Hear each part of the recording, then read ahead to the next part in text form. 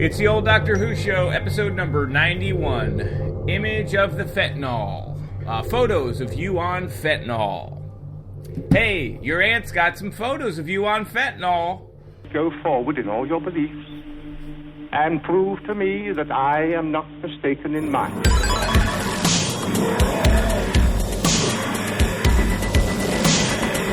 You couldn't control my mind before, and you certainly can't control it now. Would you like a jelly, dear? The TARDIS, when working properly, is capable of many amazing things. Reverse the polarity of the neutron flows, and the TARDIS would be free of the force field. Well, the TARDIS is more than a machine. It's like a person, you see. The resulting reaction described it. Are you ready? Welcome back to the old Doctor Who show, your tri-weekly classic Doctor Who review podcast. It is a sunny Sunday morning at 11:45 Eastern Time. Set your watches, friends. It's me, ESG, joined as always by... Oh, I didn't realize I was here. I thought we were going to do news and traffic first before I came in. Yep. At the top of the show. Hi, Eric. How's your daylight saving time? Oh, it's for the... For those of you not in America... Yeah, we have to... I don't know if anyone does this elsewhere in the world. I'm going to guess that we're the only idiots that do this. I'm so tired. It sucks. I'm so fine dumb. with this time. Like, we set our clocks ahead so it's lighter a little bit later. We're fine here. Everything's fine. Okay. We don't need to go back again so it's darker in the winter. Let's just stay here. I know there's some different theories about why we have it, why not. I always thought it was just to make baloney. people work longer in the fields. It was like, I'm pretty sure that's it. Which is still pretty appropriate for our agrarian society, so yes, that makes sense. Yes. Well, Dan, do you have anything to share with our listeners since the last 3 weeks when we met in secret? No, I've actually been in a cryosleep since then. So for me, no time has passed at all. It's just going from one to the next. The story was fed directly into my prefrontal cortex. So I kind of experienced the story instead of watched it per se. Right. But yeah. We get our Doctor Who intravenously. It's a little drip. I vape it. Oh, yeah, that's cool. It tastes like Tom Baker's scarf. All right, let's get into it, man. Let's just get right into the image he's taking his shoes Fendahl. off. He's getting comfortable. I did. I also have my tea, so I feel very British. I'm drinking some spearmint tea. I don't think that's British. Dan is literally vaping. We're big vapors. You can send your vape products. No, don't send vape products. No, and also I don't vape because that's no. That's unless you're talking about the woohoo. Yeah, Dan. That's how I wake up in the morning. The best part of waking up is okay. So Folgers in your cup. Should we just talk about? Yeah, let's just talk about the image of Fendahl. So you can hang on. Hold on. What? Were we supposed to talk about other Doctor Who image news? Image of the Fendahl. Image of the Fendahl. Yes. Just the Fendahl. The Fendals. Grendel. The Max Steel. Max Steel, right? There was a guy named Max Steel. Maximilian Steel. Yeah, some pretty dumb names in this story, but we didn't get to it, so you gotta hit the button. Doesn't matter. You won't remember any of the names anyway. It's fine. Cool. Hit the button, Dan. All right. Oh, all right.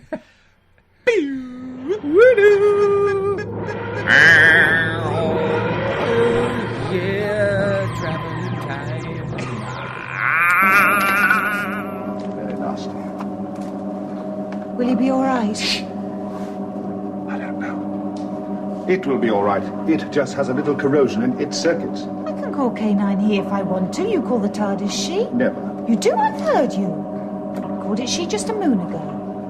And another thing, it is quite clear to me that you cannot control this old machine either. This story, Dan, is the third serial of the 15th season, lucky number 15. It comes from 1977. That's when this story came out, one of my favorite years for content. It was written by Chris Bocher. Someone did correct us on how to pronounce his name in the past. No longer remember what you said, so I'm going to call him Chris Bocher, a very good writer who everything that he's written, and this is his last story, unfortunately, for Doctor Who, I've really liked. So Tip of the hat to you, Chris. This is directed. This is He directed. put on a hat. He put a hat I actually on put just on a to hat. tip it and then took it off. I have like a little case in the side with my hats that I take out for easy reach. just the occasion. This was directed by George Spenton-Foster of the Spenton-Foster Rileys. He was known for his night shooting. So they had to bring in George Spenton-Foster. Night shooting. Night shooting. When the night gets dangerous. No one wants this. No one wants this. This is the story was edited by Robert Holmes, one of the greatest classic Doctor Who writers, and this was his last story. So this was the end of the Robert Holmes, I guess, story editor, epic yard. What's the word? Run. The end of the Robert Holmes story editor run. He was replaced by Anthony Reed, who actually is not credited, but did a lot of work on the story edits for the last couple of episodes. Mm-hmm. A sonic time scan has drawn the Doctor and Leela to Earth, where a group of scientists led by a genius electronics wizard with an accent of unknown origin have discovered a 12-million-year-old human skull. What unfolds is a tale of black magic occultists, Doctor Strange's gold-painted mother, and a new outfit for Leela. Yay! Aww. Dan, what did you think of Image of the Fendahl? I'm just going to keep running that fentanyl joke to the ground until it wears off. Too soon. Don't mess around with fentanyl, guys. It's very dangerous. Go, Dan. More for us. Okay, fine. What do I think? It was fine. It was fine? It was a fine story. It was fine. Okay. I love Tom Baker, so Okay. anything he does is going to be charming and quirky. I think he had a lot of moments that were really fun little throwaway things, like when he's, I think in the second episode, he's being confronted by an unseen monster before we know what we're dealing with here, and his legs are paralyzed, and he tells them, come on, legs, move, and does that whole thing. I think that's adorable. That stuff's great. Yeah, he's got, I know you're in the middle of you're doing your thing. It's fine, I don't care. But to piggyback on you, just like the piggyback party from 1986, we all remember, this is like Tom Baker at his best with those kind of things. Like when he says there's 3 minutes to go and he shows 4 fingers to the guy, but he says 3 minutes, or when he offers the jelly baby to the skull. Yes. Or when he just like all the crap about the fruitcake. Yeah. Was just extremely charming. So but yeah, but go on. I loved this episode. I gotta wait till I go. You go. Yeah, you gotta wait for your turn. Although I don't have a whole lot to say. I like the overall tone. I like the gothic setting. Those types of kind of horror Doctor Who stories. I know that you're a big fan of those, so I appreciate that. I think I'm going to end up, after we talk through this, liking it more than I did at the time. I found it a little slow. I don't think the horror elements really worked very well. I don't think that the overall atmosphere really worked. And I think if I'd seen this maybe as a kid in 1977, I was 1, so it probably would have gone. A lot of it probably would have gone over my head. I think I would have been much more pleased with it and scared, but I didn't really find it all that. I didn't think the horror aspects worked all that well. I think the Fendahl themselves, I'm sure I'm pronouncing this wrong, the Fendaline, they weren't particularly effective. They looked like giant seahorse slugs going to a birthday party with little streamers coming out of their mouths. Like, that was horrible. But other parts of it looked really great, like the slimy tail as it's moving out of frame, and the kind of gill things that are moving on the sides of it, and the way that it actually was kind of operated were very cool. But then it had like party streamers sticking out of its mouth. It's just like that kind of encapsulates the entire story for me. Like, overall really great elements, but then there's just certain things that just didn't work. So yeah, I love the supporting cast. I think the grandmother was fantastic. She was kind of acerbic. She also had a central role in it. Yeah, she was great. She had that Martha line, like, Tyler. One of these days I'm going to be too old for this, was a great little line that she had at the end. She was great. The supporting cast was good. Overall, the whole thing just didn't gel for me in a way that really would have worked. Anyway, that's kind of where I'm at the moment. I'm sure that you will convince me because I have a feeling that you liked it more than I did. I Let's loved, find yeah, out for sure. Dan. Of course, I loved it. Of course, you it's did. the '70s, occultists, Satanists, pentagrams that you scan a skull and it has a pentagram in the skull. That was such a cool little detail. Was it cool? You had the fog and the darkness. I wish there were more exterior shots. And I understand maybe there's some budget limitations or whatever. There's like a handful. You get like the jogger in the beginning through the fog. But I loved the look of the fog. And then the doctor walks through the fog later on with Leela. But I really loved it. There are things that maybe didn't work as well. I feel like the time distortion, the sonic time distortion bit, where they introduce, okay, well, it's going to make the planet implode or whatever, and the doctor literally just shuts off the machine. At one point, he's like, check that box, and then he's like, and then they go on to like the more fitting thing. But, oh, God, the makeup, like, it was like a Pan's Labyrinth like thing with the painted on eyes on top of her golden body. I refer to her as Doctor Strange's mother because it's literally Benedict Cumberbatch's mom. So that was cool to sort of learn. But I thought she was great. I really liked her character. I wish she had more scenes. I felt like they had a little bit something going on with her and the connection to the skull, but you don't really know why she's connected to the skull or why the Fendahl picked her as the host or to be the. What do they call her? The core or the source? The chosen one. I can't remember. The chosen. Yeah. I loved the idea that you had to get 13. And it's like a reverse of Christianity with the Jesus and the apostles and everything, and you get to get the 13 pieces to form this thing. And I thought that was very cool. I thought you already talked about Mother Tyler or whatever. Martha Tyler, I don't remember her name. The old woman. She was fantastic. I thought her nephew was funny. I thought all the bits with them sort of being like the family where, she's trying to give him the little trinket. And he's like, I don't believe in this. And he's like, oh, for you, whatever. I found, what's his face? Adam Colby, right? To be like, I wanted him to be wearing like an ascot or like, to tie, like, the way he delivered his lines, like a sweater around his thing, like, my daddy paid for this thing. Like, all of his delivery was a little much. Like, he was almost incredibly annoying. And then as the story went, his shirt just started to unbutton. Did you find that weird? Like, every time he was on, he was, like, too hammy. Right? Okay. So I felt like the scientist, aside from Benedict Cumberbatch's mother, who I should say her name instead of referring to her as through her son, it is I'm looking up Wanda Ventham. Right. I hope I get your name right. She was good, I thought, and the other cast was good, but the other three scientists, so you have Fendelman, right?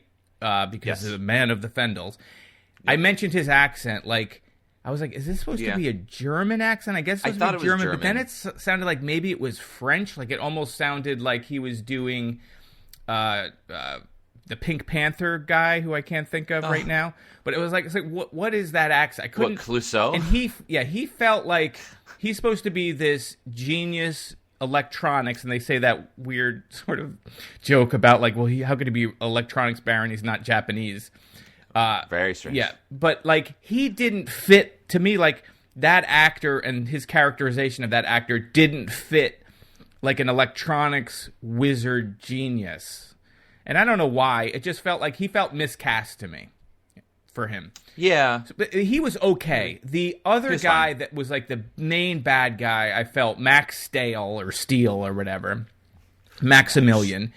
He also, like, all of a sudden he was the cult leader, and that he wanted the power, great, but he felt like a little bit underdeveloped too. It was like, and then and there's lots of suicide and people getting shot in the face, and he suicides himself at one point. But I felt he was a little bit. He was weak. Incredibly underwritten. From the beginning, he was just weird in the first couple of episodes of the story. Like, you couldn't quite get a beat on what's going on with him. Something strange is happening. But his intro is like the guy like, my daddy paid for this. He's like, why don't you end the day with a smile? Like, and he says that thing, and you're like, okay, well, this guy's kind of grumpy. But then It wasn't anything about him, and then he was sort of and they play it up like the Fendelman is the bad guy, right? Because he's preventing. They find a murdered jogger. There's always a killed jogger in these things, and he's like, we can't call the police, and then he's on the side telling this guy like, hey, you do an secret autopsy, and we'll figure it out. But then it turns out he's actually not a bad guy at all. He's actually pretty much a good guy. He's just he's morally questionable, but he's not he's convinced that it is aliens. He figures out that it's a danger, and he does try to stop it. So the only thing that he does is he doesn't call the police because he feels like the work is more important than anything. So in that sense he's bad, but he wasn't like out for power. The other thing is like the covens, right? So you have this other character that gets introduced that's like one of the townspeople, and he's like other than just saying, like, just being in that circle, like, what was his deal? Like, what was his point? He was just working with Max, but otherwise, like, he also wasn't really developed. He didn't have much to do. It was like they had multiple things in, but again, I think it was great. I enjoyed the whole thing. I love the atmosphere. Once she was like painted out, and like the costume design on her was amazing. The costume design on the Fendahl was terrible. Like you talked about it being bad. Terrible the whole way through. Like I think the design itself, like if it was just sketched out on paper, I think it was actually really effective. It was literally just the head and the party streamer mouth. That was the only thing that really bothered me. Everything else was, I think, okay, especially for the era. I think it was okay. It was a pretty interesting creature, different than the other things that we've seen. Well, I would say the opposite. I feel like it was very derivative of everything we've seen. It's always like this long, sluggish thing, which is probably easy to produce, with some kind of face thing that would differentiate it. But it felt like this could have been in any story, those creatures. It didn't, right? These planet from the fifth planet, and like for a creature that eats life, like the way she was amazing. It doesn't really fit. Right. Her thing doesn't fit in with these slug things. Yes, like I get that. If they were all golden weirdos, it would have been great. Like if instead of people turning into slugs, if they also were painted gold, I would have liked to have seen a little consistency in the design between. Yeah. You're totally right. I wasn't expecting her when Thea's placed in the middle of the pentagram and the cultists are around her and she's doing the transformation, that she would turn into that. You got glimpses of the Fentanyls before, and they look nothing like that. Yeah, that is a really good point. And again, I really liked this story. I would watch it again, absolutely. The pacing, I think for me, it was the pacing was so slow. Like there were a lot of great moments. But there was a lot of wandering down corridors. There is, and what I was going to say is there's a lot of slow. There's a lot of repeated moments. So you see a lot of her lying on the pentagram, or her raising up, or her just spinning around, and then you see this over and over and over again. Yeah. Which, I think maybe if this was 3 episodes instead of 4 episodes, it may have been like a tighter thing. I agree. Or just fit more in, or give us more time with the other characters. Right. But anything. The thing that I think could definitely be cut was the Doctor and Leela. I guess we should probably talk about the story, but at one point they figure out, the Doctor's like, oh, these are the Fendahls. They come from this 5th planet. Let's go there. And they follow, like, I forget how they know where to go, but he gets in the TARDIS, and they go in the TARDIS, and they realize that that planet is now hidden behind some Time Lord mumbo jumbo, and then they go back. Like that whole trip is like for no reason. I mean, they didn't need you didn't need that part of the story. The Doctor and Leela didn't need to leave. You could have cut all of that out. I felt like you could cut all of that out. Yeah, I mean, it did serve the point of the story, though, that these are this ancient race, 12 million years old, that eats all of life. Like that's a pretty interesting concept, but you would have to wonder, since the Time Lords kind of serve in some unappointed, unofficial, intergalactic police putting things right, that they would intervene at some point. Right, but he could have said that. Showing that he happened. Could have did that in dialogue. I mean, you didn't need to have them leave. There's like a whole scene where they get in the TARDIS and then they fly to the planet. I get that. And then they look at the screen. And it was like, Strong disagree, though, because I think there was a lot of times in here where they just kind of... several times I had to stop, rewind, and listen to what they're saying because there was so much exposition about what was happening. And in this, at least you weren't doing that in the middle of a hallway or just in a lab somewhere. At least we got to go someplace and do something, even if it was kind of minimal in that way. At least it was something, because I feel like there was a lot of exposition in this story, and I don't mind that typically. Like, I love the mythology. Give it to me however you can fit into the story, but at least something happened there. I feel like just can't. I think the thing that just bothers me the most is the pacing, and it didn't. Slow pacing where it can build up a feeling of dread and suspense is one thing, but that didn't work for me at all. So for me, it was just waiting to get to the next moment and just killed any momentum that we had. So the fact that we're actually going someplace to see something, even if it is just a look on the view screen, at least it's something. It's not a poorly lit hallway. Yeah. See, I have the opposite opinion as you.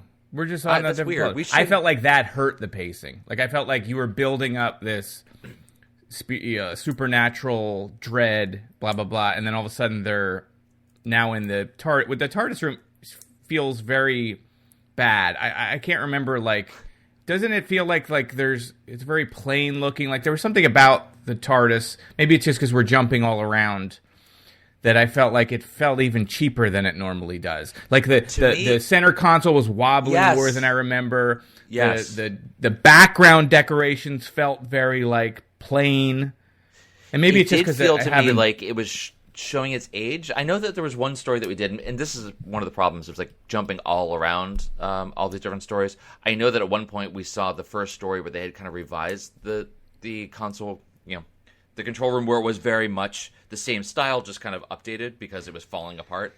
I think this must be before that, because it really does. You're right. The time rotor, the central part of the console, is just like really wobbling back and forth, and the whole thing looks like it's about to fall apart.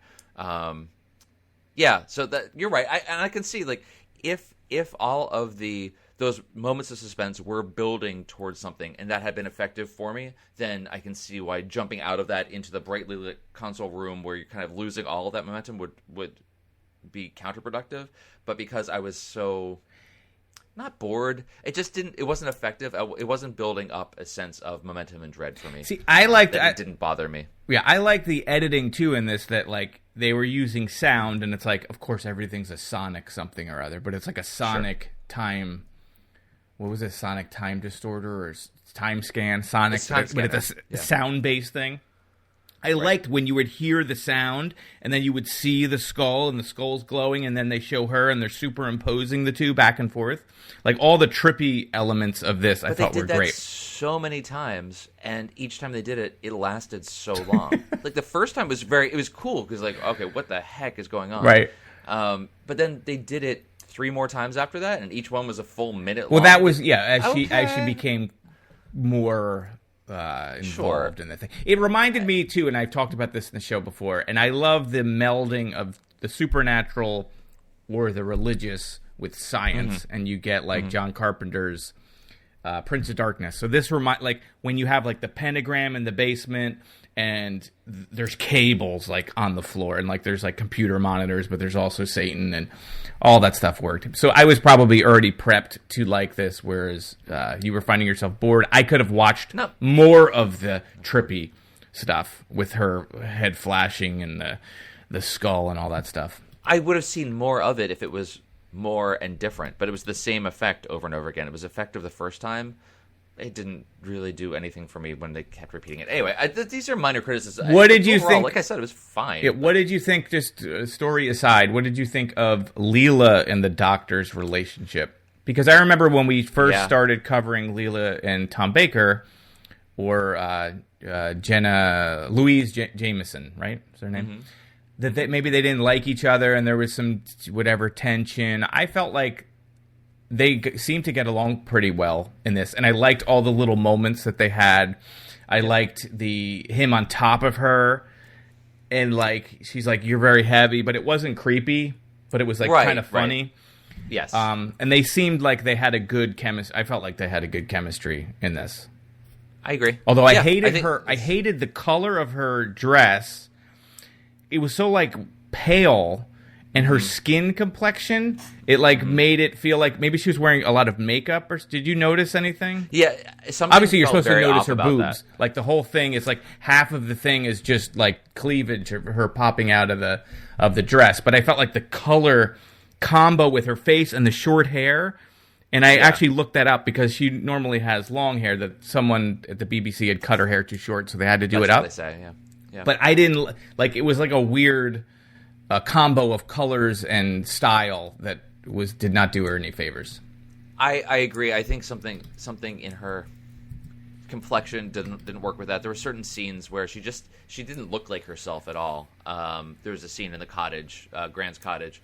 And it was very apparent there because there's a lot of earth tones in the set around her, the way the rest of the cast is, and she just looked very pale and ruddy in the face, and that the hair didn't help. That was really a very bad choice, and I saw the same thing, that they inadvertently cut several inches off her hair before shooting this. So I thought she was great though. Like I liked her. I thought she did a really good job. She was a good companion. She's an interesting companion. I mean, this is the same thing she always does. Is the there's a guard, I'll kill him. Like that sort of dynamic is kind of fun. And it didn't really wear on me where it can at other times, because that's just like it felt like the Doctor and Leela, that friction around that was actually kind of playful and fun, as opposed, as fun as murder can be, without being over the top. Or it was one thing was sort of almost annoying was the whatever they're going for with the Doctor calling K9 it and her calling it a he, and then they sort of play back and forth, and then at the end he calls K9 a he, and he's like, because I can, and I get it's supposed to be sort of playful, but it's like, well, where does this dynamic? Because if I was her, I would be like, this guy's a dick. I don't want to hang out on this thing anymore. I mean, it wasn't like Colin Baker level or Peter Davison versus Tegan level of animosity towards each other. But I guess it's just, supposed to show that he's sort of like, I don't know, like, what's the word I'm looking for? He's like a blowhard in a way, or he's kind of, I don't know. It was fine. Everything's fine. That final scene, now that you bring it up, I remember when I was watching it, it felt so disconnected. Like, so the whole point of the scene is that they have this little comedy moment at the end where she comes back in and she's wearing a version of her original outfit. Apparently, the costume was being remade because the original one was a leotard and falling apart. But anyway, she comes back in and she's wearing her original outfit, and he says, "Oh, I like your new dress." And she's like, "This is my old one." So, but does she go back to the old one in the next one we saw? Actually, I think is Sunmakers. I just can't remember. I think she is in the brown leather. So does this light one only make an appearance in this story? I believe so, and from what I was reading, it was because the costume designer was making a new version of the original one. A new, sexier version of the original. But anyway, so they come back and they do that moment, then they do the moment with K9 that references their kind of thing, banter from the beginning. But the whole tone of that scene just felt really strange. Everything was kind of shot a little bit low and pointing up. Everything just felt odd. And I didn't know if it was supposed to be creepy, but that actually felt more creepy than the rest of the story. Like, everyone felt a little off kilter. I was like, wait, are they possessed? Like, what is happening here? But I think it was just... I think they all felt nervous because they're trying to pull a fast one, because it's obviously in the future, her hair is long again. All the stuff with K9, which I guess K9, they wrote the script before they knew K9 was going to be in it, so they tacked on these K9 scenes at the start and the end. He's not even voiced. They're clearly tacked on, right? Yeah, maybe that's all that it was, but it just felt I don't know. It's something about it struck me as very odd. Anyway, very unimportant part of this whole thing. I mean, we're covering a lot of it.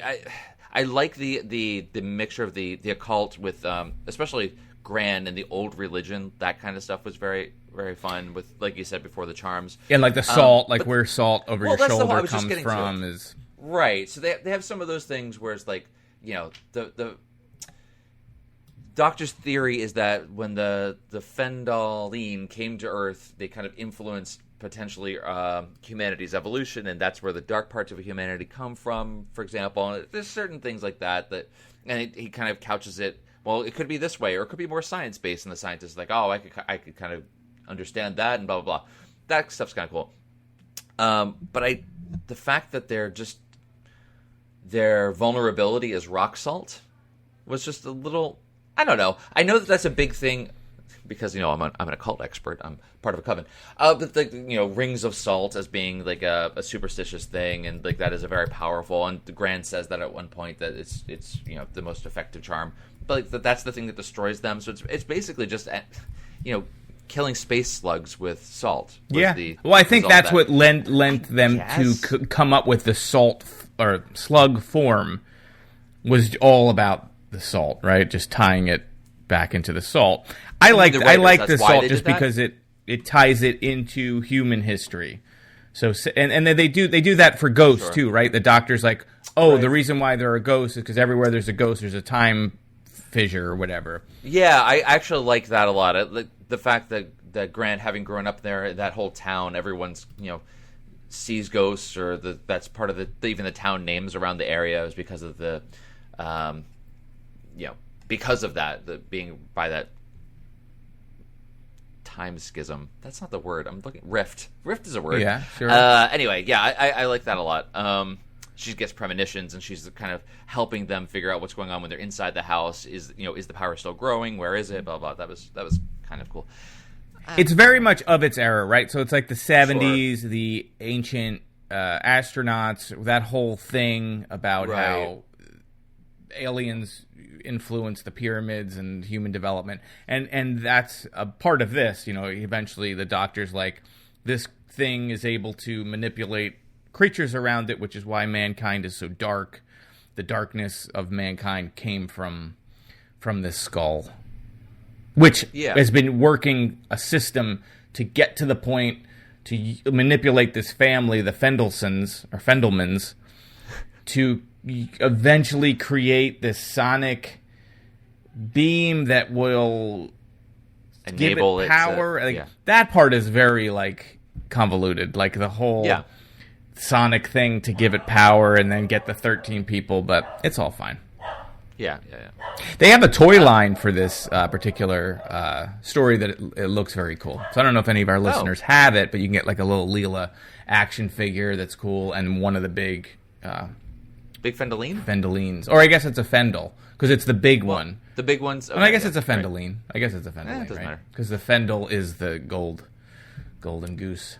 Right. Although she turns into a big worm, right? Or they show the worm superimposed over her. Yeah, it's very, very strange. I think you're right. If they had just kind of picked one and stuck with it, if she had turned into a giant golden slug, then that would have been cool. We would have lost the production design. Or if they had all been, little golden humanoids or something. That would. But I feel like what I was getting at before with the salt was I feel like they really wanted the salt, so that spoke to what the character design was, but then they really liked the golden thing, and they, the actress I had read when I found out that it was Benedict Cumberbatch's mother, also was going to be in Goldfinger, the James Bond movie. Oh.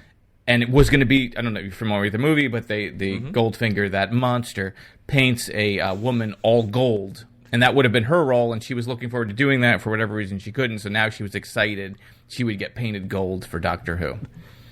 So get to check that off of her she got to check off that her bucket list. So it was like, okay, they really wanted salt, so they went with the slug, but they really wanted gold, so they went with the gold, and it was like, you got to pick one. Pick one. Yeah, that would have been nice. But, I mean, they're between two different script editors, so maybe if we had stuck with one script editor, we would have had a more consistent experience with both of that. I don't know. Yeah. These Doctor Who toys are very cool, so if anyone from the BBC is listening, you should send those to us. Or even BritBox. I know BritBox is totally listening. Guys, send us some stuff. One piece of Doctor Who canon that we get from this story, I believe, is the fact that the TARDIS emits a low intensity telepathic field. As soon as they said that, I thought of you, Dan. I was like, Dan will love this because I have a low intensity telepathic field. But now, can you talk a little bit about that? So, because that whole I watched that scene twice because I didn't understand what they were talking about. The Doctor says a bunch of stuff, and then she's like, "Oh, the TARDIS can understand you," and then he says, "Yeah, there's a low telepathic, blah blah blah." But what were they? What did the? Wasn't he saying "good girl"? And then he was saying the TARDIS liked Leela's thought patterns, and then she's like, right. "But what? Explain that to me." It was the joke towards the beginning that the Doctor says he's in complete control of the TARDIS, and she's like, "No, you're not," and blah blah. I'm in complete control, and then obviously the next beat is the whole TARDIS going sideways, and they're like, he's out of control of it, and it's by Leela, kind of soothing and placating the TARDIS that it then rights itself, I guess, is the implication. Oh, is that there. what happened? So, okay, I didn't follow. I kind of saw it. I followed the idea that there was a low intensity field or whatever. Sure. But I didn't know, what did it read from Leela that it liked, or was fine. But sticking with some of the writing, because what you just said made me think of another part that I loved, was when Leela's describing the Doctor, and she's like, he's kind and gentle or whatever, and there's, a hard cut to him kicking, being mad as a prisoner and, kicking a can, or I don't remember what he's kicking. He's kicking something. I thought that was very funny. Yeah. Yeah. Are we, do we do it? I don't know what else to say about it. Sure. I mean, I liked it. There's moments of Tom Baker. It's not just him. It's the writers writing for him. I think writing towards his strengths. He had just so much to do, and those are the things I found so enjoyable about all of his performances. Yeah, and I don't. No matter what, he makes it better. If this had been some other Doctor's story, it wouldn't have worked nearly as well as it did. No, and I don't know how much Tom Baker improvises too. It feels like a lot of it's probably off the cuff or just little things, and all this he's just great. And watching this, sometimes I get bogged down or there's stories I got to watch, and then watching this was oh yeah, this is exactly why I love Doctor Who and particularly Tom Baker. Yep. I just could watch him do this stuff all day, and it's the setting I really liked. Right, this one was very much up your alley. I knew that from the beginning. It was. It could have been. I think it just could have been better for me. It wasn't as effective as I wish it had been. Yeah, I'm interested now to know what our listeners thought, or what the world in general thought. Because I don't know if it's well regarded or not well regarded or what have you. But since you're a little bit like it, but a little bit lukewarm, and I think it's great. Do people tend to be closer to you? Okay, well, I guess we can just jump into it. Unless you have anything else, I think we covered everything, right? Yeah, no, I think we're good. I forgot to ask for feedback. So did I. I was supposed to do that on Instagram. I said I would do that from now on. Completely forgot. Yeah. So I didn't get as much feedback as we normally would get because I just didn't do it until this morning. But we did get some notes from our friends here. So I think generally people found this story much more creepy than I did. I think it's definitely from the several of the different messages we got. People said it was a story they would rewatch or have rewatched many times, and that's not always the case. Can you pause for 2 seconds? More than 2 seconds. I need more than 2 seconds. I forgot to mention the location is the same location as Pyramids of Mars, another story I love, which is owned by Mick Jagger. So go on, yeah. The Stargroves Estate in Hampshire, which was owned by Mick Jagger. Thank you, Wikipedia. Would have been great if Mick had just kind of made a cameo in the background, just walking from the kitchen to the bathroom or something. Okay, so let's check out some of our feedback on this story. So some of our feedback we got.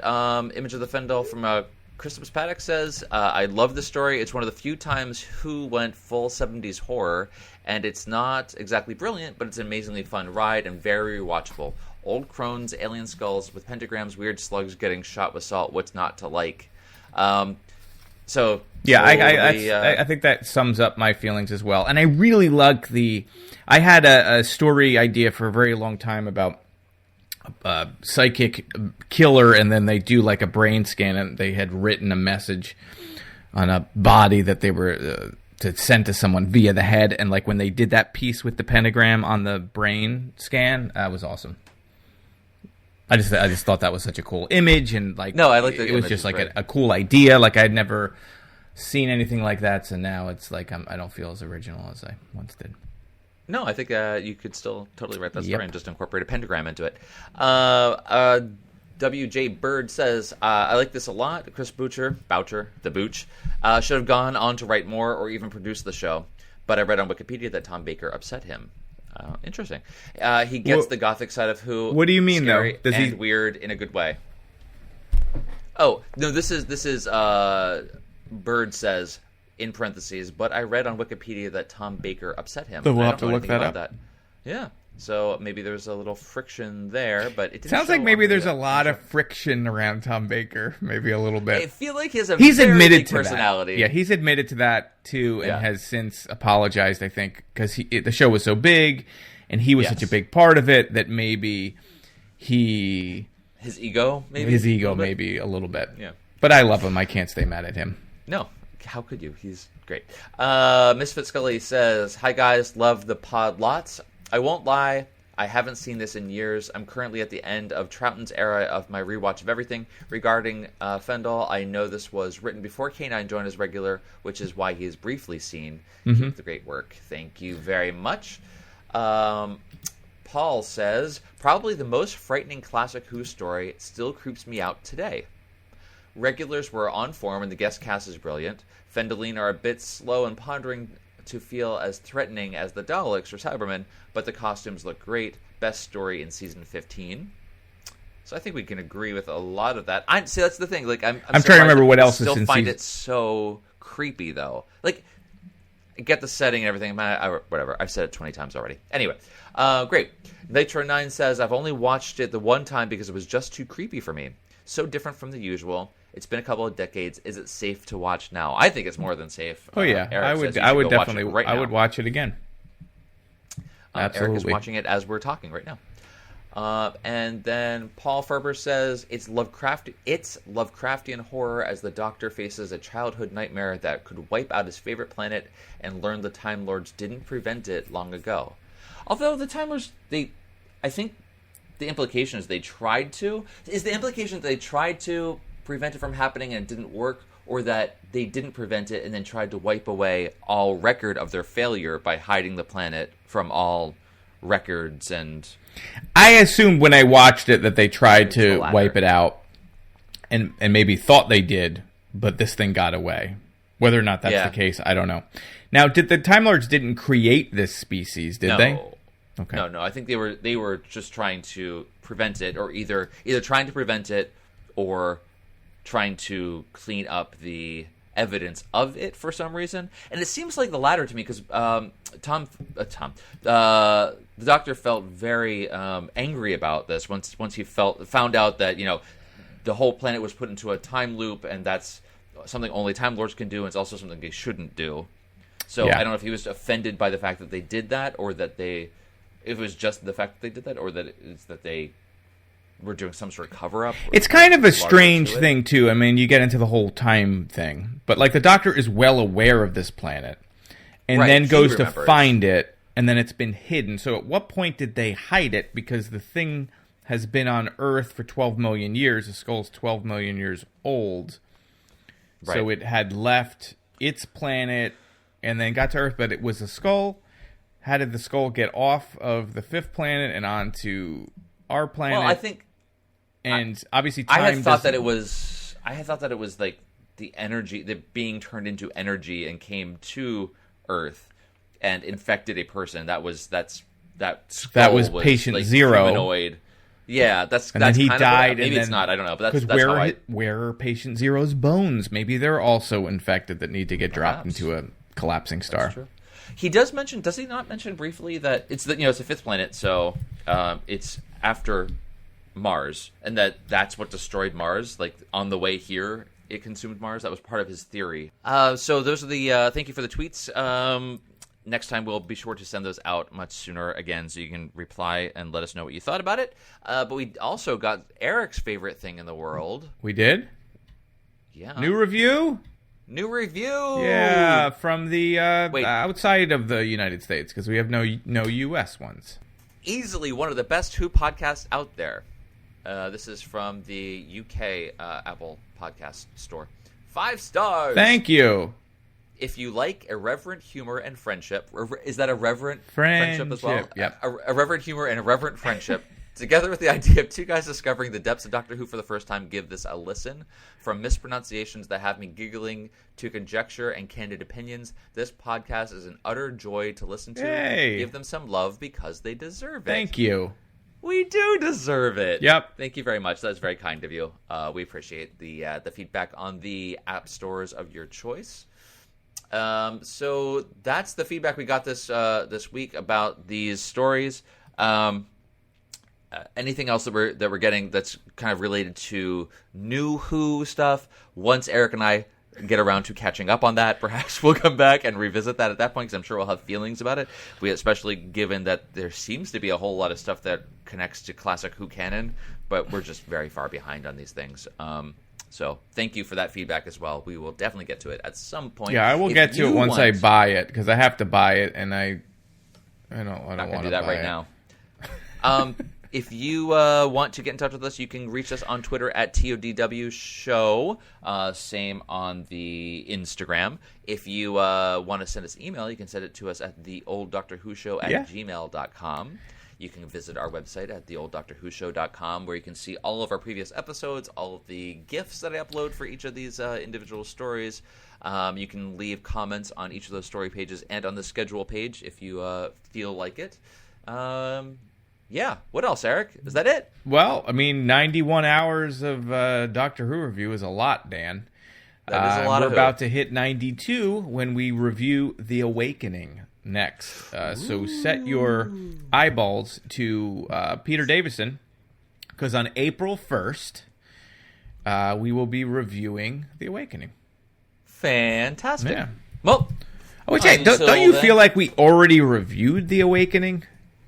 I don't think so. Sounds so familiar. I don't know. We did the Visitation. I think that's what I'm As everyone knows, as soon as I record these, I immediately forget everything about each story. So I have no idea. I have no idea what it's about. But yes, I was we thinking. We could have done this story 91 times, and I wouldn't remember. So, but yeah, get ready for Dan's favorite combo: the Fifth Doctor, Peter Davison, and Tegan, and Turlough.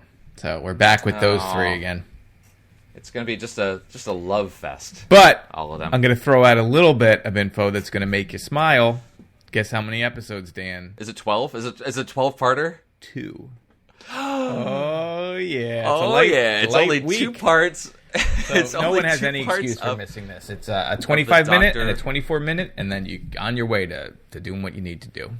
It's probably a full 40 minutes of the Doctor just yelling at Tegan, which is going to be great. Can't wait. Okay, until then, though, folks, keep your time scanners set. And follow us on Instagram and Twitter and stuff. Yep. E. Grissom on both, and you are Dan J. NJ on both. NJ. Yeah, it's easy. Cool. Yeah. Peace. We're done, I think. Bye. Yeah, bye. Yeah. All right.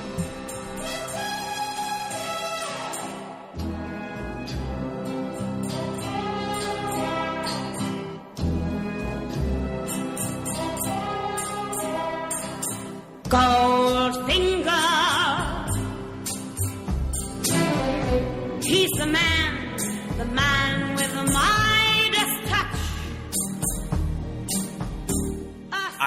From the little that I can glean, because I'm not even avoiding spoilers. I just not super interested for some reason.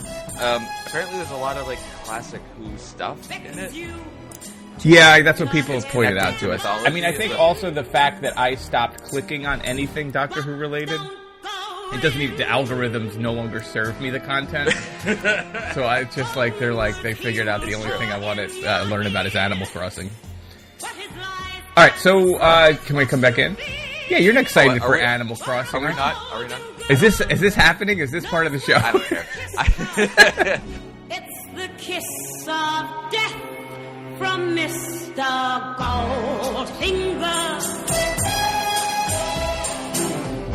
Pretty girl, beware of this heart of gold. This heart is cold. Golden words he will pour in your ear.